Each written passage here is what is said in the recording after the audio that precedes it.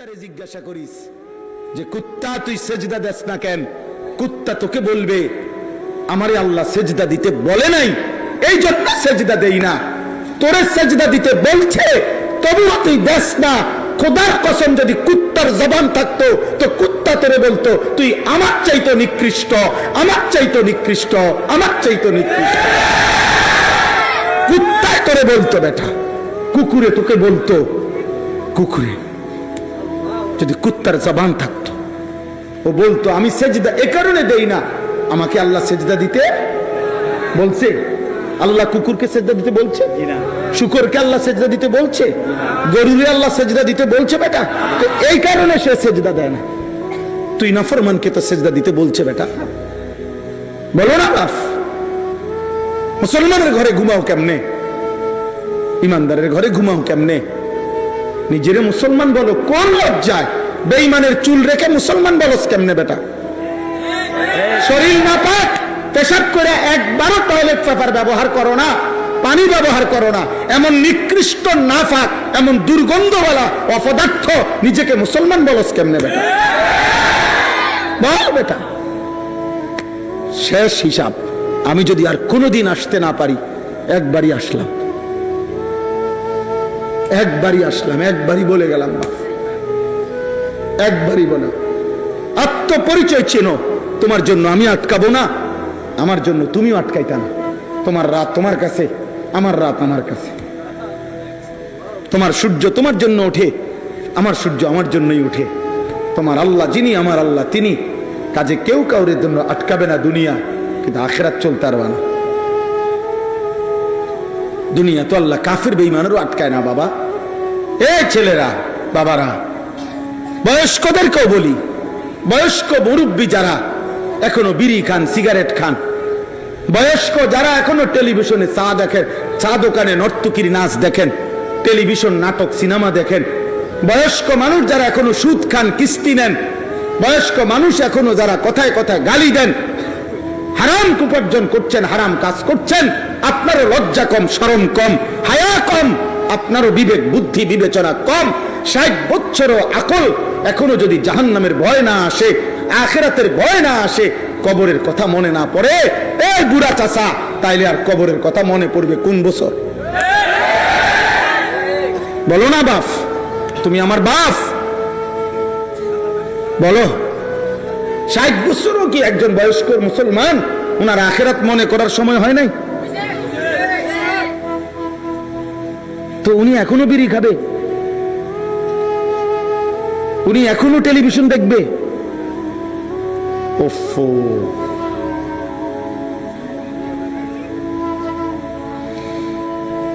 যে মা, যে বোন, যে নারী মুসলমানের ঘরে, যে বিবি, যে কন্যা, যে বোন, যে মা প্রতিদিন বেপর্দা, বেহায়া, রাসূলুল্লাহ সাল্লাল্লাহু আলাইহি সাল্লামের ভাষায় ও কোনো নারী না, ও কোনো নারী না। নারী বলে তাকে পর্দায় থাকে যে, নারী বলে তাকে আড়ালে থাকে যে, নারী বলে তাকে নিজেকে লুকিয়ে রাখে যে, নারী বলে তাকে নিজেকে লজ্জায় রাখে যে, নারী বলে তাকে নিজেকে আবরণে ঢেকে রাখে যে, নিজে নিজের রূপ প্রদর্শন করে, যে নিজের যৌবন প্রদর্শন করে, যে নিজের শরীর প্রদর্শন করে, যে বিবাহ বহির্ভূত কোন পুরুষের সাথে, ছেলের সাথে হারাম সম্পর্ক করে, ও কোনো নারী না, ও কোনো বেডি না, ও কোনো মহিলা না, ও প্লাস্টিক। Plastic, plastic. ঢাকা শহরে প্রাইভেট কারে কয় প্লাস্টিক? হ্যাঁ হ্যাঁ, ঢাকা শহরে প্রাইভেট কারে কি কয়? হ্যাঁ, বাসওয়ালারা, বাসের কন্ট্রাক্টর, হেল্পাররা, বাসের ড্রাইভারের কস্তাদ বামে প্লাস্টিক। আমি কই কিতেরে কস, প্রাইভেট কারের দাম তোর বাস 3টার সমান হইব, তোর এই লক্কর চক্কর বাস তে কয় বলে এটা বলে প্লাস্টিক বলে। ওই নারী প্লাস্টিক, মূলত ওই নারী শোপিস, ওই নারী প্রদর্শনের বস্তু। তার মধ্যে নারীত্ব যেটা, নারী মানেই তার স্বভাবজাত হায়া, লজ্জা, শরম, তার রক্তের ভিতরে, অস্তিত্বের ভিতরে নিজেকে ঢেকে রাখা, আড়াল করে রাখার এই তবিয়ত আল্লাহ তাকে সৃষ্টিগতভাবে দিয়েছেন। যে এটা ছিঁড়ে ফেলে, পর্দা নষ্ট করে ফেলে, তার মধ্যে নারীত্ব আর নারী সুলভ স্বভাব তার আর বাকি থাকে না। আমাদের মা চাচিরা এখনো সাক্ষী আছে, প্রত্যেক ঘরে ঘরে এখনো মা চাচি দাদিরা আছে, যারা আছে তারাই সাক্ষী দেবে। তাদের ছোটবেলা তারা, তাদের যৌবনকাল তারা স্বামীর বাড়ি বাপের বাড়ি গেছে আসছে তো শতভাগ বোরকা পড়ছে, এরপরে হাতের মধ্যে ছাতা রাখছে, এরপরে রিক্সা। আমার পুরা মনে আছে, আমার স্পষ্ট মনে আছে আমার মা চাচিদের কথা, আমার বড় খালার কথা, যে মা খালা রিক্সার মধ্যে যে চারদিকে কাপড় লাগাইতো, কাপড় লাগাইয়া আমি নানার বাড়ি গেছি। আল্লাহর কসম তো বাফেট আমার নিজের মনে আছে। ছিল না আগে? ওনারা বোকা ছিলেন, আর এখন বাজারে বাজারে গড়ে যে সব বেড়িয়ে বুড়ি সালাক। আল্লাহ আমাদেরকে হেফাজত করেন। অতএব প্রিয় ভাই আমার, বন্ধু আমার, কেন আল্লাহর নাফরমানি করছো বাপ? আল্লাহকে ছেড়ে দিলা কেন বাপ? আমি বলছিলাম ওই কথাটা আবার বলি, যেখান থেকে আমি চলে গেছি কথাটা ছিল এই, আল্লাহ তাআলা আমাদের নবী সাল্লাল্লাহু আলাইহি সাল্লামকে বলছেন, বন্ধু আপনি কালেমার দাওয়াত দেন, ইমানের দাওয়াত দেন, মক্কার জমিন ঘুরে ঘুরে আপনি দাওয়াত দেন। তবে মনে রাখবেন বন্ধু, দাওয়াত তো আপনি দিবেন সবাইকে, আর আমার দ্বীনের জন্য, আমার ইসলামের জন্য, আমি আল্লাহর কালেমার জন্য আগামীর পৃথিবীতে ইসলামকে সারা বিশ্বময় ছড়িয়ে দেওয়ার জন্য আমি যে কয়জন লোক আমার লাগবে, আল্লাহ যেন বন্ধুকে বলছে, বন্ধু আপনি বলতে থাকেন সবাইকে, আর আমার লোক লাগবে যে কয়জন, এটা আমি আল্লাহ নিয়ে নেব। এই জন্য আল্লাহ আবু বকরকে তো নিচে, আবু জেহেলকে তো ছুঁড়ে ফেলে দিছে, ওমরকে তো নিচে, আবু লাহাবকে তো ছুঁড়ে ফেলে দিছে, ওসমানকে তো নিচে, তো উতবা সাইবা ওদেরকে তো ছুঁড়ে ফেলে দিছে বাপ। কিন্তু আবু জেহেল ভাত খায় না, আবু জেহেল দুনিয়া ভোগ করে না। তা আল্লাহ বলছে দুনিয়া তো ভোগ করতে দেব সবাইকে, কিন্তু আমার দ্বীনের জন্য, সেজদার জন্য, কালেমার জন্য, ইসলামকে বিশ্বময় প্রচার করার জন্য যে কয়জন সাহাবা লাগবে বন্ধু আপনার, ওগুলো আমি নেব। এই জন্য হযরতে বেলালের বাড়ি মক্কাতেও না, মদিনাতেও না। হযরতে বেলাল তো আফ্রিকান, ইথিওপিয়া, এখনকার মানচিত্রে বলে ইথিওপিয়া, হাবাসা। তো ওইখান থেকে আল্লাহ টেনে এনে নবীর সাহাবা বানাইছে। হযরত সালমান, ওনার বাড়ি তো মক্কা মদিনা না, পারস্য, ইরান, ওইখান থেকে টেনে এনে আল্লাহ মুসলমান সাহাবি বানাইছে। হযরত সুহাইব একজন সাহাবি ছিল, ওনার বাড়ি হলো রোম, মানে আজকের ইটালি, ইটালি ওনার বাড়ি। তো ওইখান থেকে মালিক টেনে এনে ওনারে নবীর সাহাবি বানাইছে। হযরত আবু যার গিফারি, ওনার বাড়ি মক্কা মদিনা না, গিফার গোত্র, আরবের বহু দূরের গোত্র, ওইখান থেকে টেনে এনে মালিক নবীর সাহাবি বানাইছে। নবীর সাহাবি আবু হুরায়রা, ওনার বাড়ি মক্কাও না, মদিনাও না, ওনার বাড়ি দৌস গোত্র, আরবের বহু দূরের গোত্র, ভিন্ন এলাকার, ওইখান থেকে টেনে এনে নবীর সাহাবি বানাইছেন। হযরত তুফাইল ইবনে আমর আদ-দাউসি, উনি মক্কারও না, মদিনারও না, অন্যখান থেকে এনে আল্লাহ তার সাহাবি, নবীর সাহাবি বানাইছেন। অথচ আবু জেহেল, আবু লাহাব জন্মের দিন থেকে নবী সাল্লাল্লাহু আলাইহি সাল্লাম যেদিন জন্মগ্রহণ করছে সেদিন থেকেই মুহাম্মদ সাল্লাল্লাহু আলাইহি সাল্লামকে আবু জেহেল, আবু লাহাব চিনে। সেদিন থেকে পুরাটা সময় দেখছে, 40টা বছর দেখছে। বদরের যুদ্ধের দিন আবু জেহেল মারা গেছে, তাহলে বদরের যুদ্ধ হয়েছে মক্কার 13 বছরের পরে, মদিনার প্রথম বছর 1 বছর পরে, তাহলে ইসলাম প্রচারেরও 14 বছর পরে বদরের যুদ্ধ হয়েছে। আগের 40, পরের 14, 54 বছর টানা আবু জেহেল বাড়ির কাছে থাইকা ঘরের সামনে, মক্কা ঘর, আল্লাহর ঘর, কাবার পরে সর্বপ্রথম যেই মানুষটার ঘর ছিল তার ঘরে আবু জেহেলের ঘর। আবু জেহেলের ঘর আর আল্লাহর ঘরের মাঝখানে আর কারো ঘর ছিল না। প্রথম ঘর কার? কথা বলে না। আবু জেহেলের ঘর। বেটা নবীকে 54 বছর সে সকাল দুপুর রাত দেখছে, কিন্তু মালিক বলে আমার পছন্দ হয় নাই, আমি নিলাম না, আমি দূরের বেলালকে নিলাম।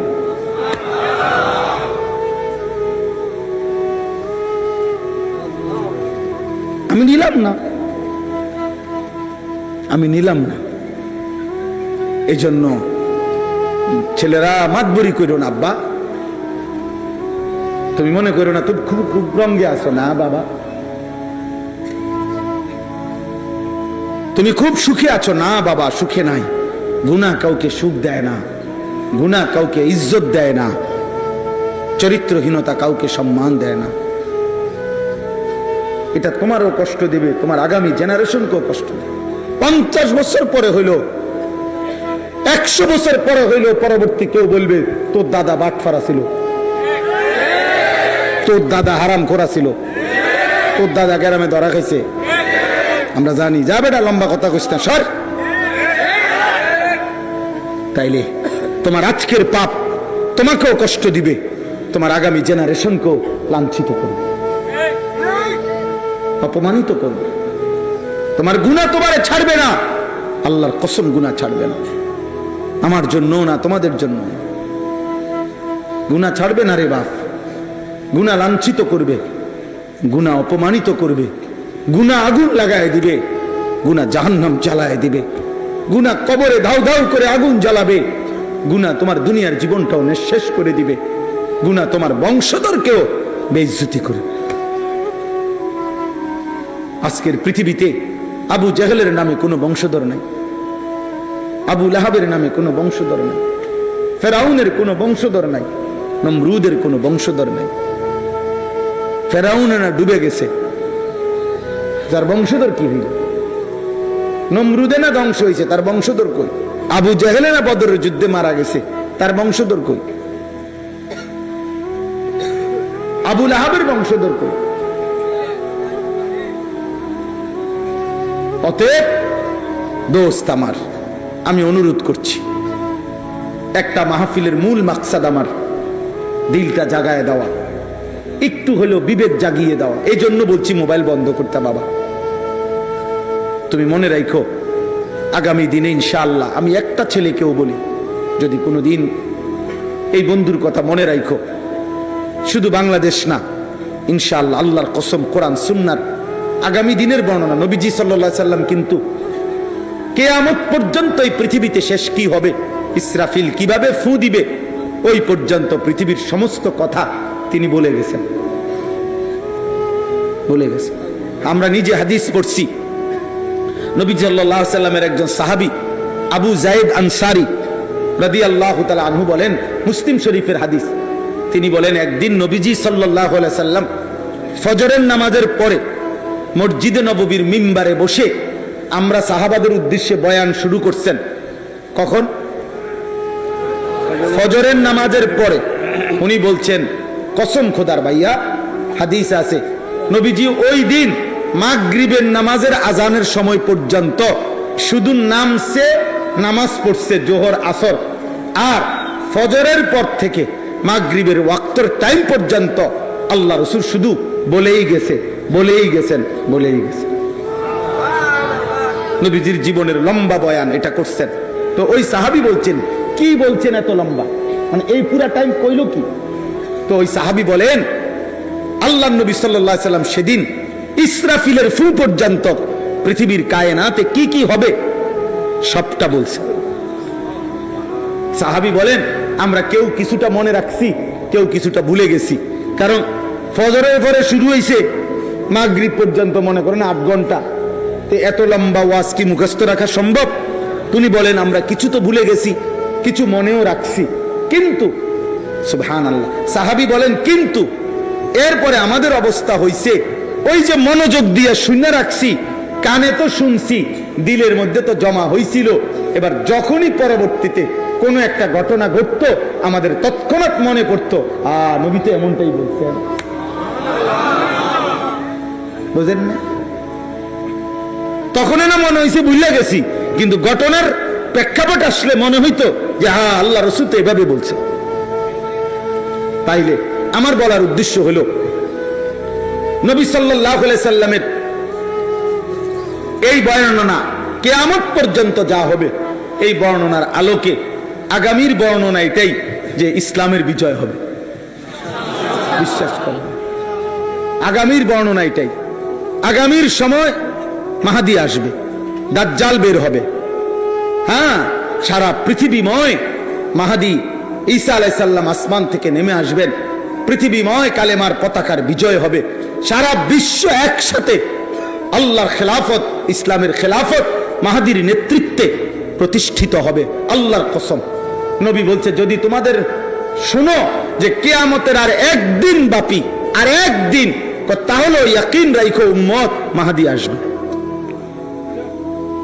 ইসলামের বিজয় হবে, পতাকা উড়বে, ইসরায়েলের শেষ ইহুদি কুত্তাটাও হেরে যাবে, পৃথিবী থেকে ইহুদি নিশ্চিহ্ন হবে, ফিলিস্তিনও টিকবে, গাজাও টিকবে, মুমিনের বিজয় হবে ইনশাআল্লাহ, ইনশাআল্লাহ, কসম আল্লাহ। আমি যদি একটা লাইন বলতে চাই, ইনশাআল্লাহ আমি বুঝাইতে পারবো। আমার জিন্দেগির পড়ালেখা আছে এই বিষয়ের উপরে, আমি কিশোর নওজোয়ান এবং এই বিষয়ের উপরে আলহামদুলিল্লাহ পড়ি সারা দিন রাত। তাইলে ইসলামের বিজয় হবে এবং উপযুক্ত পরিমাণ নওজোয়ান মুসলিম যুব সমাজ, ইমানদার যুবক আল্লাহর দ্বীন বিজয়ের জন্য শুধু বাংলাদেশ না বরং সারা পৃথিবীময় ইসলামের বিজয়ের জন্য, মাহাদির সৈনিক হওয়ার জন্য যে পরিমাণ সৈন্য দরকার, মুজাহিদ দরকার, ইমানদার যুবক দরকার, আল্লাহ সেটা ঠিকই নেবে। কিন্তু ওই যে দোস্ত, আমি হাত জোড় করে বলি ভাই, যদি তোমারে না নেয়, আমার আব্বা যদি তোমারে না নেয়, মালিক তো আগেই বলছে, সেদিন নবীরও বলছে, বন্ধু আপনি তো দাওয়াত দেন, জানে ওনার আমি নেমু, তা আবু বকরকে তো আমি আল্লাহই নিছি, আবু জেহেলকে আমি নেই নাই। তোমারে যদি না নেয় তখন কি হবে বাপ? তুমি যে এক ওয়াক্ত নামাজ পড়ো না, তো তোমারে কেমনে নিব? তোমার মালিক তোমার উপরে খুশি হবে কিভাবে? সাহাবায়ে কেরামের 14 বছরের ছেলে, স্পষ্ট হাদিস আছে, হযরত রাফি ইবনে খাদিজ, জুনদুব ইবনে সামুরা ইবনে জুনদুব রাদিয়াল্লাহু তাআলা আনহুমা যুদ্ধের ময়দানে, বদরের যুদ্ধে ওনারা একজনকে তো পায়ের বুড়া আঙ্গুলের মধ্যে ভর দিয়া নিজের একটু লম্বা দেখাইয়া যুদ্ধে শরীক হয়ে গেছে, বয়স কম, 15 বছর কিংবা তার চাইতে কম। আর আরেকজন রে উনি খেয়াল কৌশল এটা বুঝে নাই, উনি স্বাভাবিক দাঁড়াইছে দেখে ওনার সাইজে ছোট মনে হয়েছে আর ফিরাই দিছে। উনি ওনার বাবার কাছে, এই সাহাবি, এই ছেলে কিশোর সাহাবি ওনার বাবার কাছে বলছে, আব্বা আমারে তো নবী ফিরাই দিল, আপনি নবীকে বলেন ওরে যে নিছে, আমি ওর লগে যদি কুস্তি লড়ি আমি ওরে হারাই লইতে পারবো, আমার শক্তি বেশি, আমারে কোন নিতে কোন।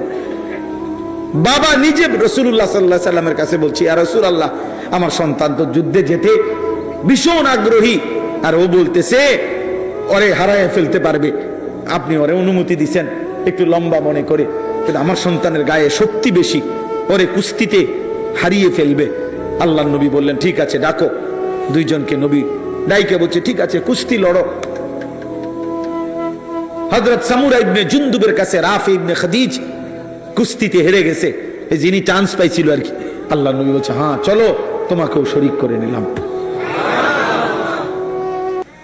আর তোমরা কি করছো বাপ? তোমরা কি করছো? বেঈমান তোমাদেরকে নিয়ে বাঁদর খেলা খেলতেছে, ডুগডুগি বাজার, এরকম একটা ছোট্ট ডুগডুগি ঢোলের মতো, এটা এরকম ঘুরাইলে বান্দর নাচে। আহা, বেঈমান তোমাদেরকে একবার বলে চুল এদিক দিয়ে বাড়াও, তুমি বাড়াই দিলা। আরেকবার বেঈমান মুশরিক ইহুদি আল্লাহর দুশমনরা তোমারে বললো চুল এদিক দিয়ে কাটিং করো, তুমি এন্দিও করলা। একবার সামনে বাড়াইতে কইলো, তুমি এন্দিয়া বাড়াইলা। তোমারে কত রঙের প্যান্ট, কত জামা, কত গেঞ্জি, কতভাবে তোমারে নাচাইলো, তুমি কি একবারও ভাবলা না যে আমি মুসলমান, আমার নিয়ে এরম করে কা, আমি এত রঙে সাজবো কেন? আমার আল্লাহ নাই, আমার একজন রাসূল নাই, আমার কোনো ধর্ম নাই, আমার নবী সাল্লাল্লাহু আলাইহি ওয়াসাল্লাম 23 বছর আমাদের জন্য কাঁদে নাই? কথা বলে না, নবী আমাদের জন্য কাঁদে নাই? হাদিসে আছে বাপ, আল্লাহর নবী সাল্লাল্লাহু আলাইহি সাল্লামের বিবি আম্মা জান আয়েশা রাদিয়াল্লাহু তাআলা আনহা বলছেন, নবীজির স্ত্রী বলছেন, আমি তাকিয়ে দেখলাম নবী এশার নামাজের একটু পরে দাঁড়াইছে, ফজরের আজানের পূর্ব পর্যন্ত এক দাঁড়ানোতে কসম আল্লাহর, তিনি বলেন চোখের পানি ফেলছে আর উম্মতের জন্য আহাজারি করছে আর কাঁদছে, উম্মতের জন্য দোয়া করছে। নবীজি সাল্লাল্লাহু আলাইহি সাল্লাম হাত্তা তাওয়াররামাত কাদামাহু, আয়েশা রাদিয়াল্লাহু তাআলা আনহা বলেন, দাঁড়িয়ে থাকতে থাকতে আমি নিজে দেখলাম নবীজির দুইটা পা মোবারক ফুলে ফুলে গেছে। তোমার জন্য কাঁদছিল বাপ, তোমার জন্য তিনি কাঁদছিলেন। তায়েফের রক্তে আল্লাহ নবী সাল্লাল্লাহু আলাইহি সাল্লামের সাহাবী যায়েদ তিনি বলছেন, তায়েফের রক্তে নবীজির পায়ের জুতা আর পায়ের তালু রক্তে এইভাবে জমাট বাইধা গেছে, আমি কোনোভাবেই জুতা খুলতে পারছিলাম না। উহুদের দান শহীদ করা রক্তে মাখা শরীর নিয়ে বেহুশ হয়ে নবীজি গর্তের মধ্যে এতটা লম্বা সময়, উহুদের যুদ্ধের দিন নবী দাঁত শহীদ কইরা রক্ত মাখা শরীরে বেহুশ হইয়া গর্তে পড়ে গেছিলেন। এই গর্তে পড়ে এতক্ষণ পর্যন্ত গর্তে পড়ে বেহুশ হয়েছিলেন, সাহাবায়ে কেরাম কেউ খুঁজে পাচ্ছিলেন না। শেষ পর্যন্ত ভাবতেছিলেন সকলেই আল্লাহ নবী ইন্তেকাল করছে, নবীকে আর খুঁজে পাচ্ছিলেন না। অনেকক্ষণ পরে নবীজি যখন হুঁশ আসছে রক্ত মাখা শরীর নিয়ে, নিজে যখন গর্তের থেকে মাথা একটু চেহারা দেখাইতে পারছে, তো সাহাবীরা দেখছে উনি ওইখানে শোয়া, ওইখানে। এরপরে নবীকে তুলছে। এত রক্ত কার জন্য জড়াইলেন? আমাদের জন্য। তোমরা এমন করতেছো কেন বাপ? এত বাড়াবাড়ি করছো কেন আব্বা? ইসলামকে এভাবে প্রত্যাখ্যান করছো কেন? নামাজকে এভাবে ছেড়ে দিচ্ছ কেন বাবা? বিষয়টা কি বলো না বাপ, কি করতে চাচ্ছ? সারা দিন রাত তোমরা যারা নারী দেখো, ছবি দেখো, বাবা কয়টা মহিলার জন্য তুমি এমন করতেছ? কয়জন নারী দরকার তোমার? বলো না। সারা পৃথিবীর সব নারী তোমার দরকার? এক পুরুষের যৌন চাহিদা পূরণের জন্য কয়টা বেটি দরকার? তুমি এরকম করতেছ কা? তুমি যে সারা রাত দেখো উলঙ্গ ছবি, তোমাদের ও চেহারা দেখে তো বোঝা যাইতেছে আব্বা নামাজের কোনো চিহ্ন নাই অধিকাংশের চেহারা। আমি দাঁড় করাই বেনামাজি, আমি এখন দাঁড় করাই 100 জন দাঁড় করাইলে ইনশাআল্লাহ 98 জনে ঠিক হবে, হয়তো 2 জন ভুল হইতে পারে। বেনামাজির কোনো দয়া মায়া থাকে না চেহারায়। কালো পাষাণ এক জালেম, এক নিকৃষ্ট হাইওয়ান ছাড়া বেনামাজির চেহারার মধ্যে কোনো সৌন্দর্য থাকে না। ওরে দেখলেই বোঝা যায় এটা জঙ্গলি, ওরে দেখলেই বোঝা যায় এটা আল্লাহর নাফরমান, ওরে দেখলেই বোঝা যায় ও নবীর 23 বছরের চোখের পানির কোনো কদর করলো না। তোমার ঠিকের লাগে আমি বইয়া না, এই তো বোটে খারাইছি না। আমি স্লোগান দিতে বিশ্বাসী না, স্লোগান অস্বীকার করি না, কিন্তু বিষয়টা হলো মূল বিষয় ভাব স্লোগান না। আজ প্রয়োজন সেজদার, আজ প্রয়োজন গুনাহ ছেড়ে দেওয়ার, আজ প্রয়োজন মালিকের কাছে চোখের এক এক ফোঁটা পানি ফেলার। সারা দেশ জুড়ে, সারা পৃথিবী জুড়ে প্রতিনিয়ত ইহুদি, খ্রিস্টান, হিন্দু, নাস্তিক, মুরতাদ, মুনাফিক, ইসলাম বিরোধী চক্র কোমরে গামছা বাইধা মুসলমানের যুব সমাজের বিরুদ্ধে লাগছে যে এদেরকে প্রেম, ভালোবাসা, নারী, ছবি, অস্থির দৃশ্য, এদের শরীরের ফ্যাশন, রূপচর্চা, কাপড়, পোশাক, এই সামান্য বিষয়ের উপরে লাগাইয়া আহা একটা চটপটি খাইতে গেছে 3 ঘন্টা নাই, 1 প্লেট চটপটি খাইছে। কিছু এতক্ষণ ধরে চটপটি খাইছে। একজন মুসলমানের 3 ঘন্টা কোনো মূল্য নাই। 10 ঘন্টা, বিকাল 3টায় বের হইছে, রাতের 11টা বাজে ঘরে ফিরছো তোমরা। 8 ঘন্টা পরে যদি জিজ্ঞাসা করা হয় নওজোয়ান কি করছো এতক্ষণ? ঘুরছি। মুসলমান 8 ঘন্টা এভাবে ঘুরে, অথচ 8 ঘন্টা প্রতিদিন ডিউটি কইরা কত মানুষ উপার্জন করে। অসংখ্য মানুষের চাকরির ডিউটি কয় ঘন্টা? 8 ঘন্টা ডিউটি করলে উপার্জন হয়, বেতন হয়। 8 ঘন্টা মাটি কাটতা, 8 ঘন্টা সিএনজি চালাইতা, 8 ঘন্টা মাটি কাটো, 8 ঘন্টা সিরা ভাজো, তাইলেও তো ভালো ছিল, সিরা বেচতে পারতা। 8 ঘন্টা মুড়ি ভাজো, পারতো, তো মুড়ি বেচতে পারতো। একটা কিছু করো, দুনিয়ার জন্য কিছু করো। তোমারও তো দরকার, আগামী দিনে টাকা পয়সা দরকার, তো দুনিয়ার উপার্জন করো, আখেরাতের ফিকিরও করো। তুমি যে দুনিয়ারও খবর নাই, আখেরাতে তোমার বাবার ঘাম রক্ত পানি করা টাকা, ওই বেচারা হয়তো। আমি ওই দিন হুজুর, আমি নিজ চোখে দেখছি একটা লোক সিমেন্টের বস্তা নামাইতেছে। এটা আমি কয়েকবারই বলছি এই কথাটা, আমার এত মায়া লাগছে। সিমেন্টের বস্তা নামাইতেছে, যে প্রতিটা বস্তা নামাইতে গেলে ট্রাকের থেকে গোডাউনে এই পিঠটা আপনার বাঁকা হইয়া যায়, এরপরে বস্তাটা এখানে লয় 50 কেজিওয়ালা বস্তা। এইভাবে সে নিয়া আপনার গোডাউনে থুইছে। 60 টাকা বা 8 টাকা বা সর্বোচ্চ 10 টাকা এক বস্তা সিমেন্ট যদি ট্রাকের থেকে ওই গোডাউনে থয়, তাইলে 50টা বস্তা এই বেচারা যদি নিয়ে থাকে। আমি তাকায় দেখছি একটা বস্তা ফালাইবার পরেই এই ছোট্ট একটা গামছা কোমরের থেকে খুললে এটা দিয়ে ঘাম, তার শরীরটা ঘামগুলো মুছতেছে। এই মুছতে মুছতে আবার আরেক বস্তা নিছে। এইভাবে 50 বার হয়তো।